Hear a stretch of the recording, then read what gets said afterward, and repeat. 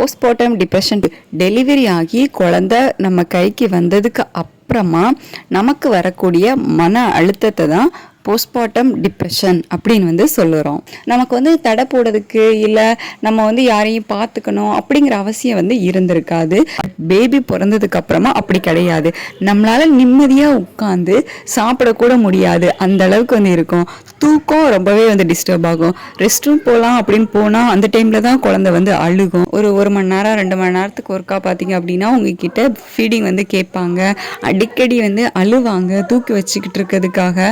So இந்த மாதிரி சின்ன சின்ன விஷயங்கள் வந்து ஃபஸ்ட்டு பண்ணுவாங்க. இந்த நைட் டைமில் வந்துட்டு எல்லாருமே வந்து தூங்குவாங்க. அந்த டைமில் பார்த்தீங்க அப்படின்னா குழந்தைங்க வந்து முழிச்சாலும் கண்டிப்பாக நம்ம தான் வந்து எழுந்திரிச்சு ஆகணும். ஏன்னா நம்ம வந்து பிரஸ்ட் ஃபீட் பண்ணணும் பேபிக்கு. ஃபேமிலி சப்போர்ட் வந்து ரொம்ப தேவை.